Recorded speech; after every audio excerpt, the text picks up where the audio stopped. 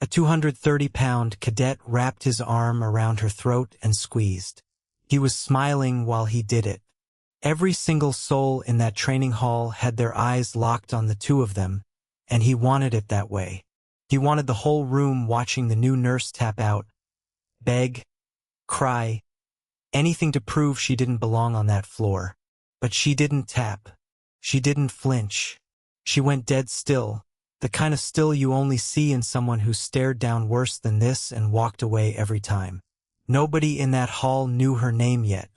Nobody had a clue what she'd pulled off in the mountains of eastern Afghanistan, or what she'd carried out of that hellhole on her own back. All they saw was a quiet woman in medical scrubs getting choked out by the biggest cadet on base. And then, in 4 seconds flat, they saw something none of them would ever be able to explain. Not that night, not ever. If the story's already got its hooks in you, do me a solid, smash that subscribe button and ride this one out to the end. Drop a like if you're locked in, and comment the city you're watching from. I want to see how far this thing travels. Alright, let's get into it. The bus from Harrogate Naval Station rolled up to the east gate of Thornfield Naval Training Base on a gray Tuesday morning in early March, and the first thing Maya Callahan noticed was the smell, diesel fumes, wet concrete, and something chemical underneath, the unmistakable scent of a military installation that had been grinding since before sunrise. She'd been on enough bases to know this rhythm by heart. Boots hitting pavement in that steady drumbeat, clipped orders barked between officers, that low mechanical hum that never really quits. Thornfield had it all cranked up to 11. She carried one bag, a beat-up navy duffel, worn thin at the corner from years of getting crammed under seats and shoved into cargo holds. A young seaman offered to grab it for her at the gate, twice. She waved him off both times, no drama, no explanation. Her transfer paperwork read Lieutenant Maya Callahan, Medical Corps, reassigned to Thornfield's training division for a 6-week rotation supporting the Tier 1 Candidate Program, TCAP, for short. That's all it said. Not a word about Rampart Team 7. Not a whisper about the 18 brutal months she'd spent embedded with a SEAL strike team at a forward base so remote that resupply ran on a 72-hour delay, on a good day. Nothing about the 4 lives she'd pulled from a collapsed building in the Karangal Valley. Nothing about the 3 she couldn't save. The file said nurse. Rank, reporting date, bunk assignment. That was it. And that was exactly how she wanted it. The base admin officer, Lieutenant Commander Petros Halverson, processed her like he was juggling 15 fires at once. Because he was. Compact guy, salt and pepper crew cut, reading glasses shoved up on his forehead. He skimmed her file just long enough for Maya to clock that he hadn't gotten past line 2. Medical Corps, rotation support, he muttered, stamping without looking up. You're attached to the TCAP medical unit, clinic in Building 9, Northeast Quad. Candidate class is week 3 of their assessment cycle. Dr. Farrow runs the show. She'll square you away. He glanced up. Questions? None, Maya said. He blinked, faintly thrown. Most new arrivals came in with a laundry list. Check in at the clinic by 1300. Berthings in Block C, Room 14. He waved a hand. Training schedule, housing, base protocol, not my department. Understood. She grabbed her bag and walked. She found Building 9 without asking a soul. She'd already memorized the layout the night before. Not paranoia exactly, just a habit that had saved her life more times than she cared to count. Know every exit before you need one. The clinic sat on the ground floor of a squat concrete building that reeked of antiseptic and floor wax. 2 exam rooms, a cramped supply closet, a narrow hallway leading to what was probably an office. Dr. Amara Farrow, early 40s, natural hair pinned under a navy cap, radiated 0 patience for small talk. She glanced at Maya's paperwork, then at Maya, and fired off one question. Any trauma experience? Some, Maya said. Farrow's face made it clear that answer wasn't cutting it, but she let it slide. Candidate class runs 241 active bodies, average age 22, she said, pulling a folder off the rack. We see sprains, fractures, stress injuries, and the occasional kid who skipped breakfast and face-planted on the 2-mile run. We also get candidates who get banged up in combatives and try to hide it so they don't get recycled out. She handed over the folder. Sick calls 0600. You're on shift tomorrow. Today you shadow. Maya nodded, folder in hand. One more thing, Pharaoh added, and her tone shifted, the tone of someone repeating a warning she knew would probably get ignored. This class is competitive, high stress, and some of these candidates have a real ugly attitude towards support staff, medical included. Can get pointed. Anything happens, you report it through the chain. I've worked in tougher spots, Maya said evenly. Pharaoh studied her a beat longer than necessary. I'm sure you have, she said, and went back to her paperwork.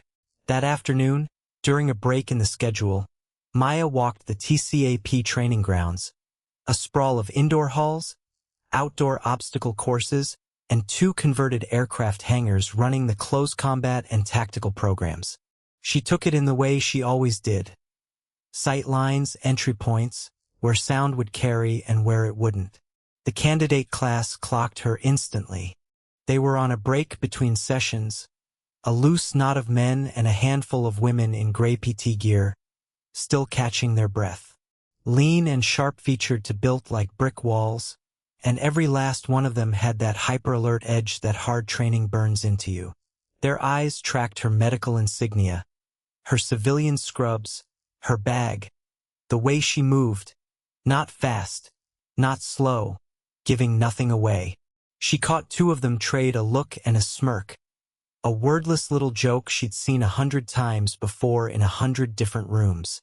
She didn't react. She just kept walking her circuit.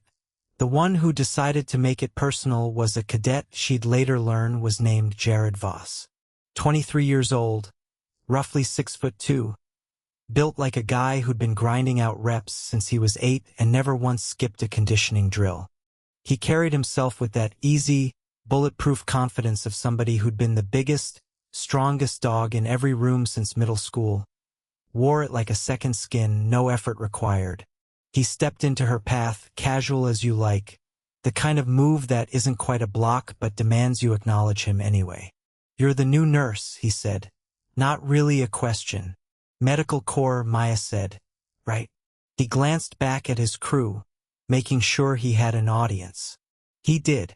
This is a Tier 1 facility. You know what that means?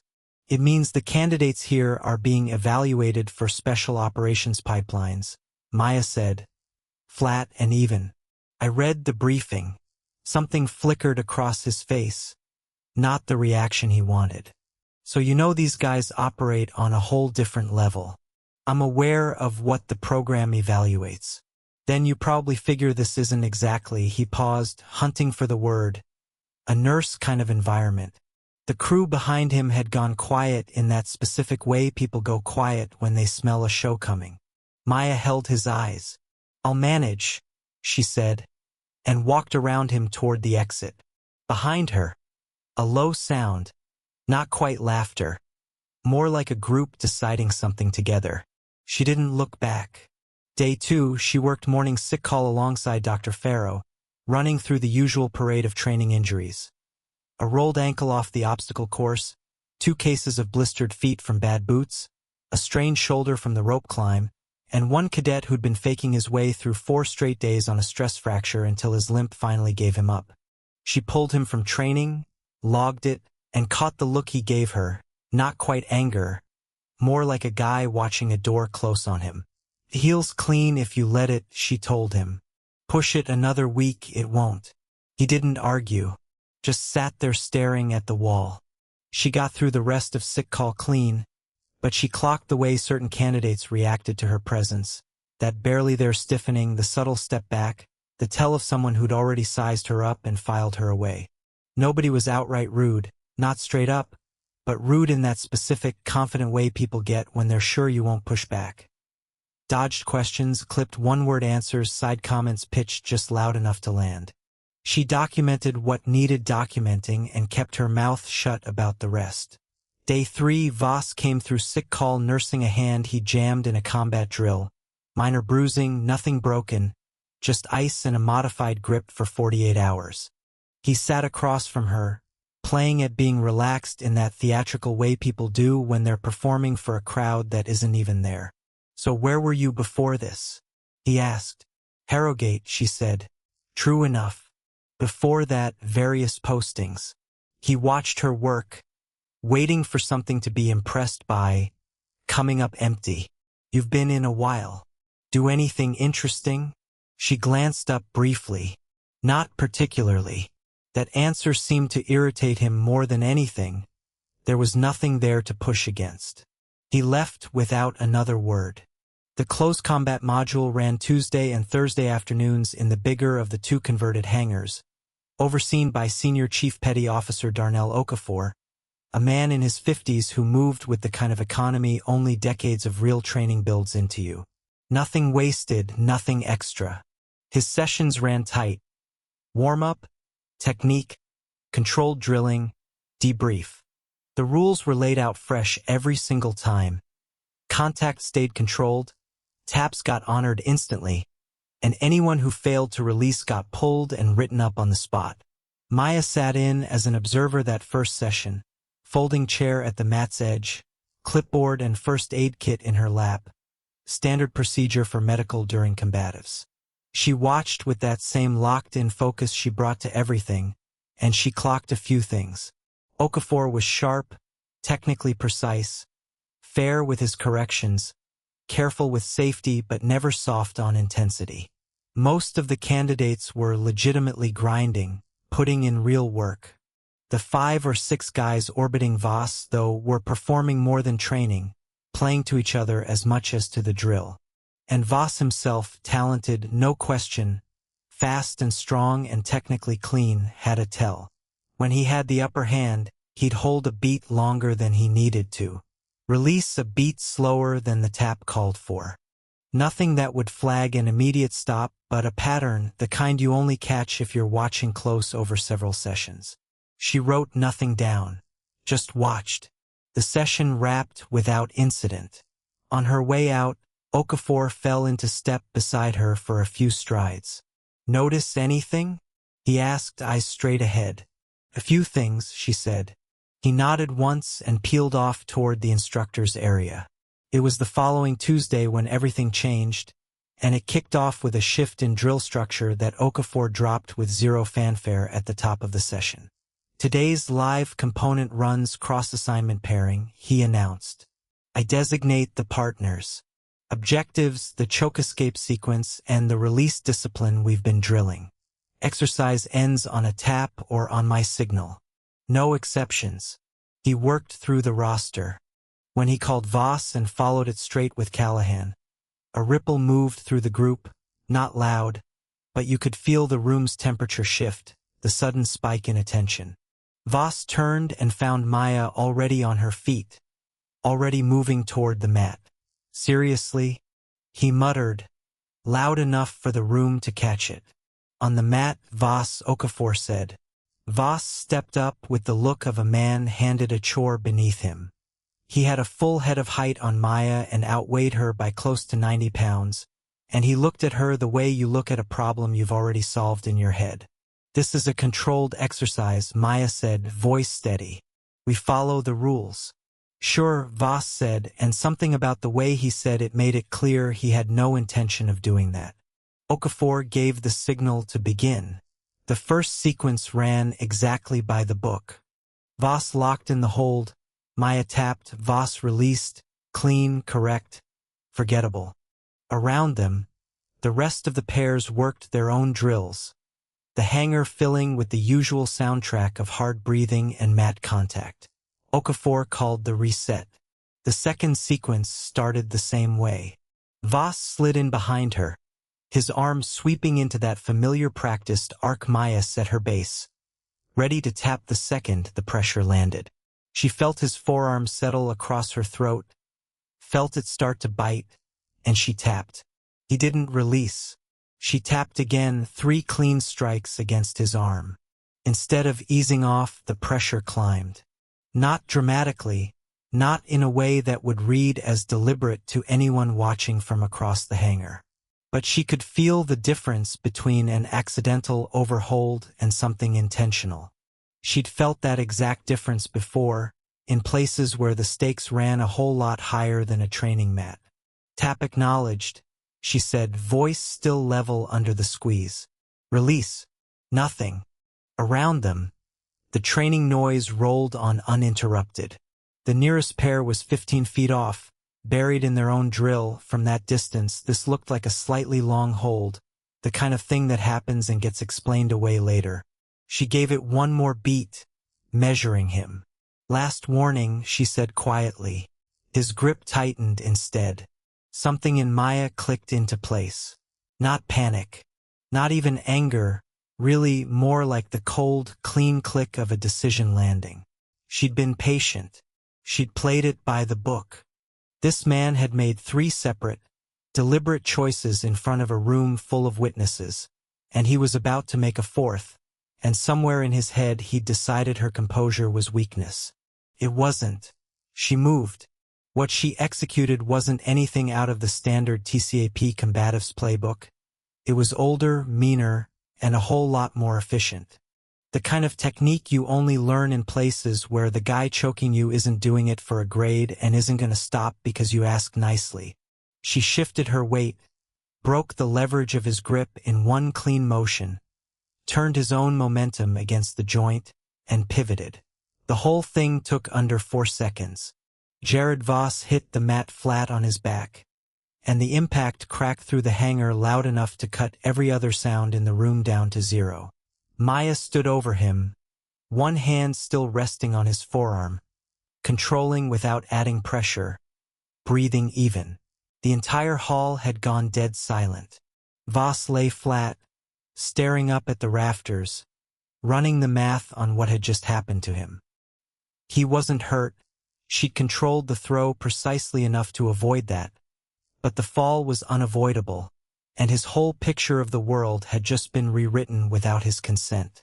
Every pair on every mat had frozen. 2 instructors by the equipment wall had frozen. Nobody moved. Maya stepped back, releasing his arm. Exercise complete, she said, voice unchanged. Okafor crossed the floor with that same unhurried economy he always carried, eyes doing 2 jobs at once, checking Voss, checking Maya. He looked at Voss flat on the mat, then at Maya, upright and composed, and took a long breath through his nose. Voss, he said, on your feet. Voss got up. His expression cycled through a handful of things and landed somewhere close to anger, but with something underneath it, the look of a man badly recalculating a situation he thought he had locked down. Report, Okafor said. He held through 3 tap signals, Maya said. I gave 2 verbal warnings. He didn't release. Okafor turned to Voss. Voss said nothing. Is that accurate? Silence stretched a beat too long. It was a drill, Voss finally said. Answer the question. Another pause. Yeah, he said. Yeah. The silence in that hangar took on a whole new texture. A collective mental reset happening in real time. Maya could feel it without looking around.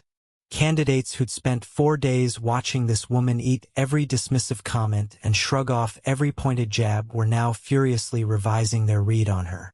Okafor turned to Maya. You good? I'm good, she said. He turned back to the room. Training resumes in 30 seconds. His voice was exactly the same as it always was, which was, in itself, a statement. People got moving, pairs reformed. The hangar filled back up with the sounds of training. Voss stepped off the mat without being told, planted himself against the wall, arms crossed, staring at nothing. For the first time since Maya had set foot on Thornfield, he wasn't the most visible person in the room. She filed the incident report that evening. Sitting alone in the small office off Building 9 with the overhead light buzzing and the base's evening noise drifting through the window, distant shouting, an engine turning over, somebody's boots on the perimeter path. She wrote it the way she wrote everything. Exact, specific, no editorializing. The hold sequence, the tap count, the verbal warnings, the deliberate non-releases, the time, the location, the witnesses, the outcome. She attached it to Okafor's session report, already confirmed filed, and pushed it through the proper medical channel. Then she sat there a moment, looking at the wall. She was tired, not the physical kind. Her body could handle a lot more than a single afternoon drill, but the other kind, the kind that builds from constantly being underestimated. The steady drain of staying composed in a room that reads composure as weakness. Staying professional in a place using your professionalism against you. She knew this tired. She'd been hauling some version of it around for years. She switched off the light and walked back to Block C through the cold March air. The incident report triggered a formal review.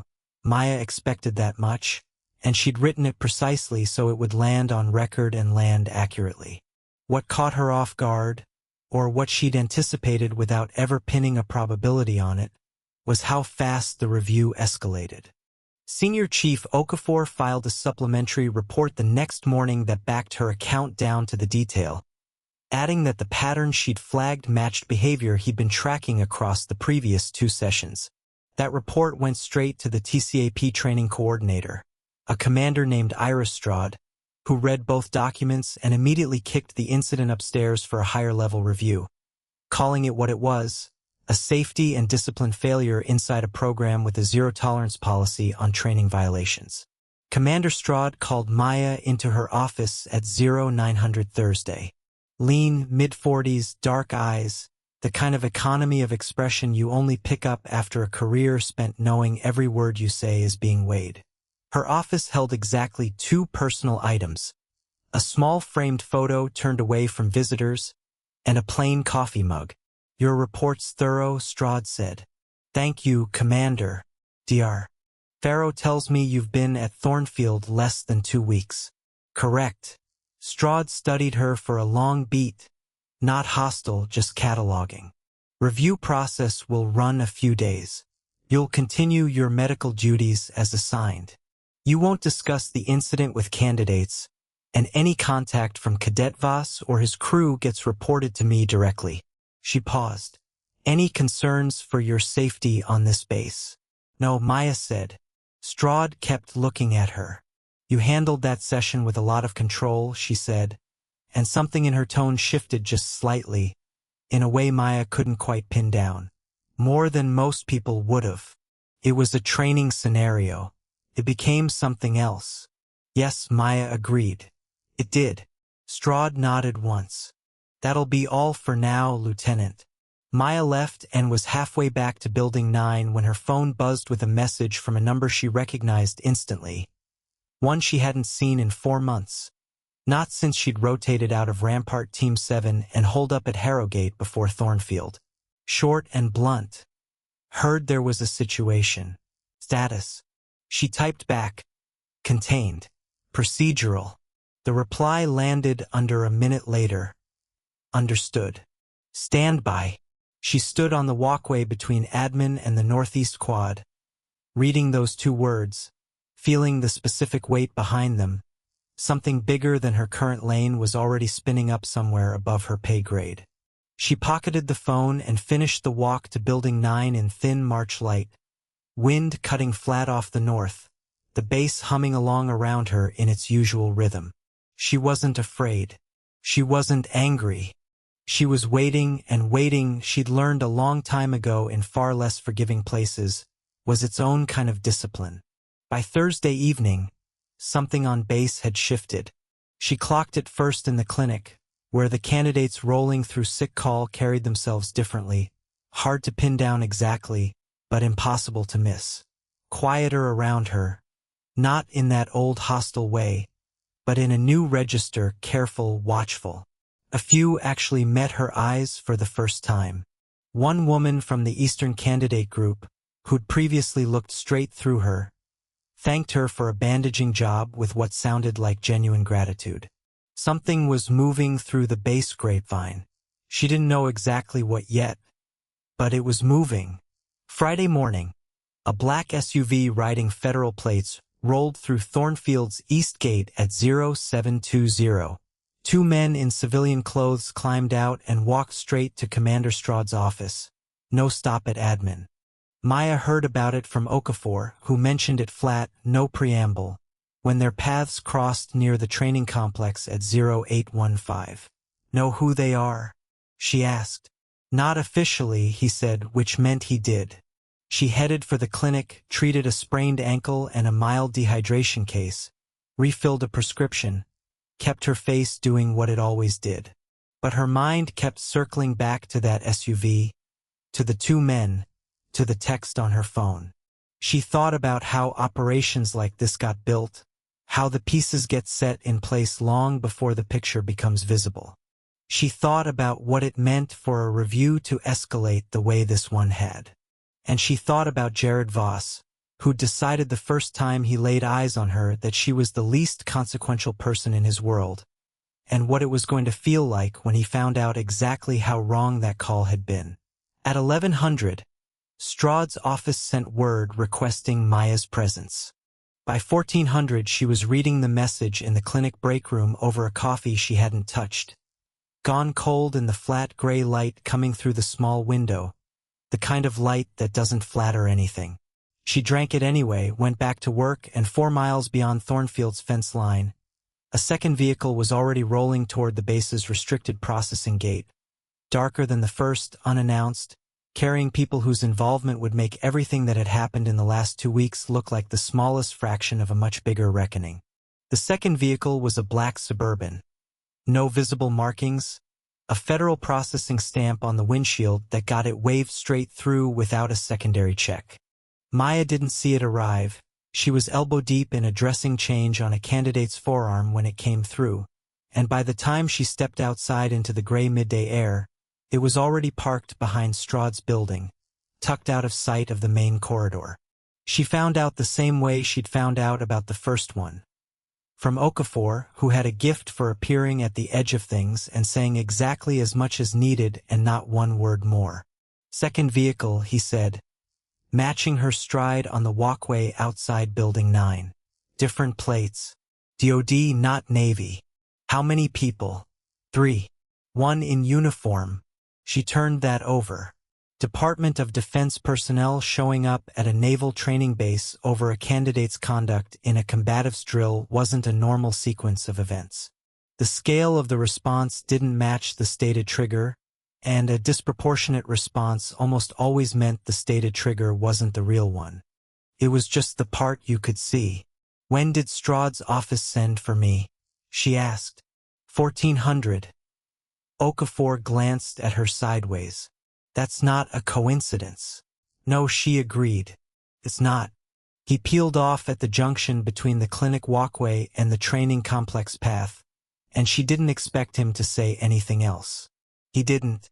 She had 2.5 hours to burn, and she burned them the way she burned every waiting period, methodically.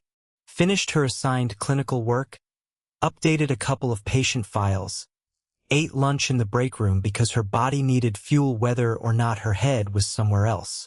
The sandwich from the commissary was a little dry, forgettable.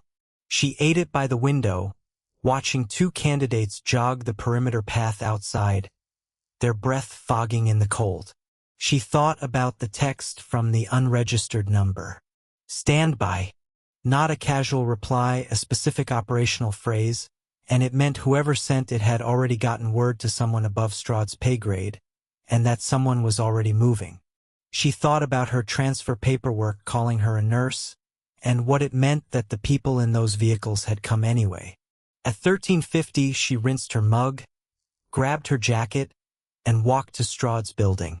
The office looked different than it had Thursday.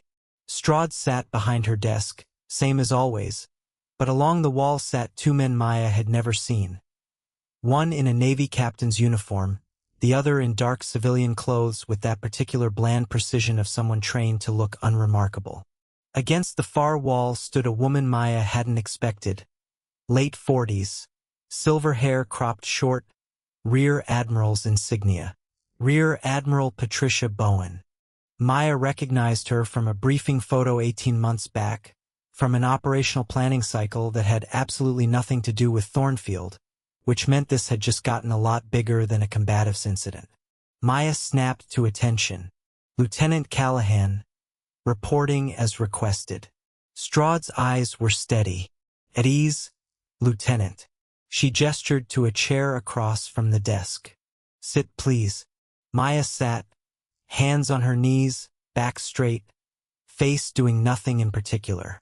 The captain spoke first. Lieutenant Callahan, I'm Captain Aldrich Nesson, Naval Special Operations Command, Personnel Division.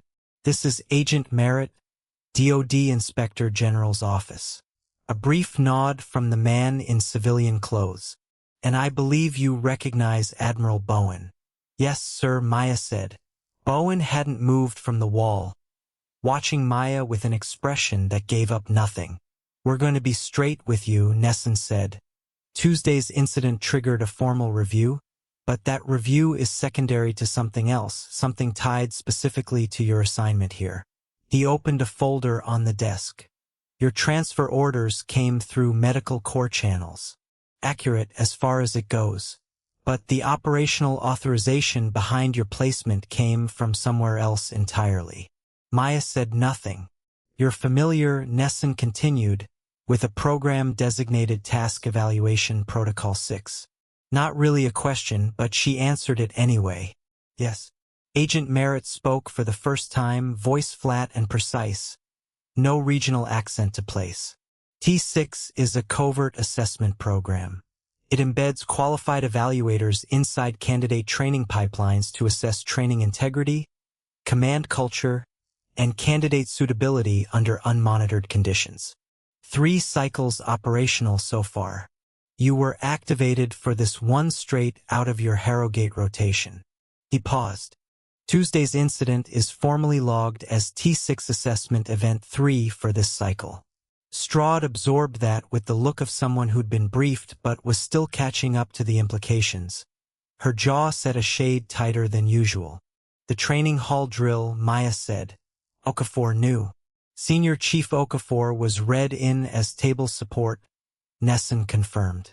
Aware you were an embedded evaluator, but not given your identity or background. His supplementary report was filed independently and it corroborates the assessment record. Bowen finally moved, crossing from the wall to the end of the desk, arms at her sides, eyes locked on Maya. What's in front of us now isn't whether the assessment event happened, or whether Cadet Voss's conduct violated protocol, she said. Both of those are documented, not in dispute. What's in question is what happened after, and whether any of it compromised the integrity of this T6 cycle. Didn't, Maya said. Walk me through that. Maya held her gaze. I filed the incident through medical corps channels, the designated pathway for a medical liaison in my role. Reports complete. I didn't disclose my T6 status to anyone, including Dr. Farrow. I didn't reach outside the base after the incident. A pause.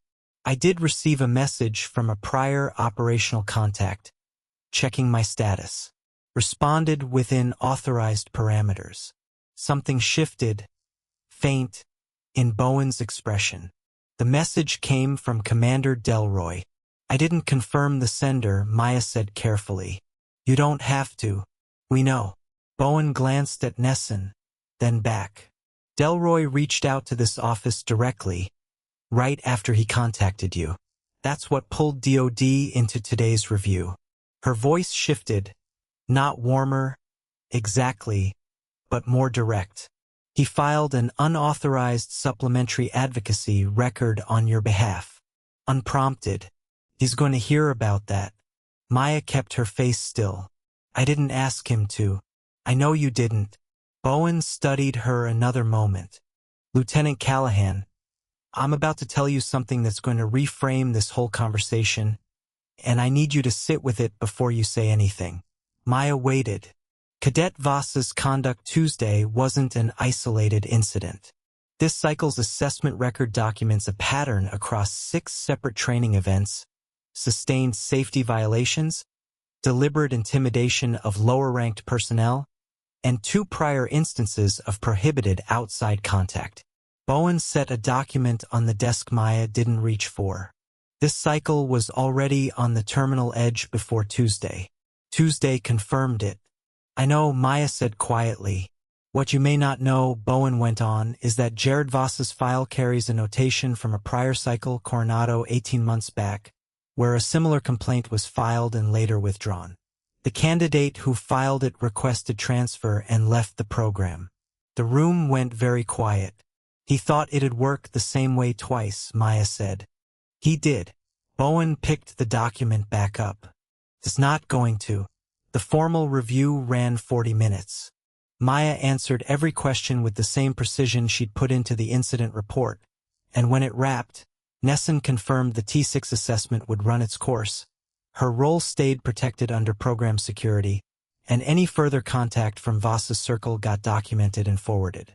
She walked out into the cold, breathing it in. She hadn't expected it to be this big. The base learned fast, the way bases always do, through the unofficial network running parallel to every official channel. By Friday night, everyone knew Voss had spent 2 hours in the command building and hadn't come back to berthing after. What filled the silence around the why was the truth. The quiet nurse had put him on the mat in 4 seconds and filed her report calm as still water the next morning. Something in the atmosphere shifted. Candidates who'd once looked through her now looked at her differently. But 3 of Voss's inner circle, Redlow, Hughes, and a third called Garrison, went quiet in a tighter, colder way. Reassessment, not acceptance. Sunday morning, Okafor's text was 2 words, Hall 3. Now, Maya found Cadet First Class Dana Mori on the mat, eyes swelling shut, 3 cadets standing over her with a story about a training accident that fell apart under 30 seconds of Strahd's questioning. Mori finally broke. "He told me to keep my mouth shut. Redlow said he'd make sure I got recycled." That statement went on record immediately. Imaging came back clean, no fracture, soft tissue only, but Maury's honesty cracked something open. On the walk back, she told Maya she'd run the math on staying silent 6 times in 4 seconds and landed on silence twice. "What changed it?" Maya asked. "You put Voss on the mat," Maury said. "Then you stayed." That night, the case exploded past a single cadet's discipline record. A candidate named Denton Price showed up at the clinic's back door, bleeding, ribs cracked, jumped by 2 unidentified men off base who'd used the word Coronado, a detail that existed nowhere outside classified files.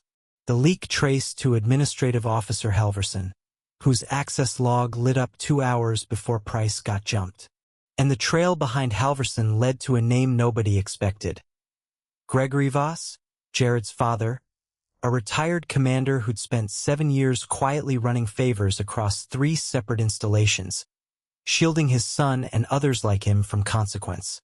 Gregory Voss walked onto base voluntarily that same night and asked for 20 minutes with Maya. She gave him the only thing she could offer, a formal, recorded interview instead. What came out over 2 hours and 40 minutes wasn't a conspiracy in the dramatic sense. It was something sadder, a slow accumulation of favors and willful blindness, stretching from Coronado to Kessler Bay to Thornfield. One call at a time, one man deciding his loyalty to someone he knew outweighed his duty to someone he didn't.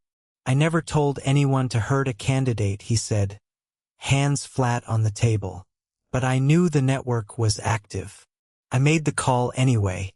I'm the reason Jared believed he was untouchable." Maya asked him what changed.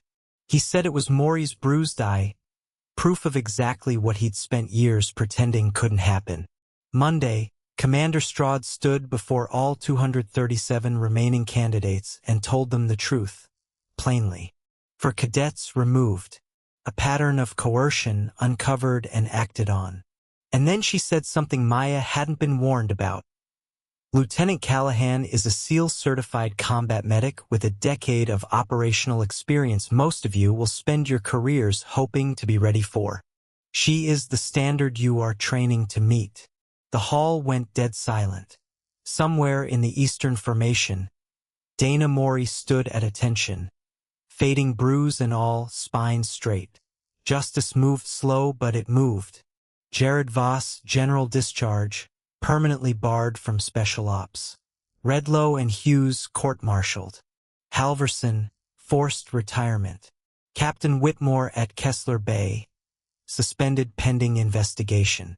Gregory Voss, federal plea agreement, no prison but permanent censure, a record that mirrored the one he'd built for his son. Somewhere out there, a Coronado candidate whose name Maya still didn't know got formal word that her complaint, years later, had finally mattered. By April, Maya sat across from Admiral Bowen with a permanent assignment offer on the table, not another rotation but a real program. Structural integrity built into the training pipeline itself, so the next candidate with something to report had somewhere real to take it. She signed it with conditions: transparency, protection that didn't hinge on one covert evaluator, and word sent back to Coronado and to Tomas Reyes at Kessler Bay that their complaints had counted. She ran into Mori on the perimeter path a few days later, mid-recovery run. Bruise faded to yellow-green. "I'm finishing the cycle," Mori said. Not boastful, settled. Maya told her the truth. Identifying the pattern in week 1, staying anyway, speaking up with a black eye in front of a base commander, that wasn't just good. That was more than good. That evening, Maya walked the full loop of the perimeter path for the first time since it all started, the cold air carrying the low sound of the ocean under the wind. She thought about everything the staying had cost her, and everything it had built. Not a clean win, not a triumphant one, just the quiet, steady sense of a scale that had been wrong for years, finally starting to tip back. The work wasn't finished. It might never be.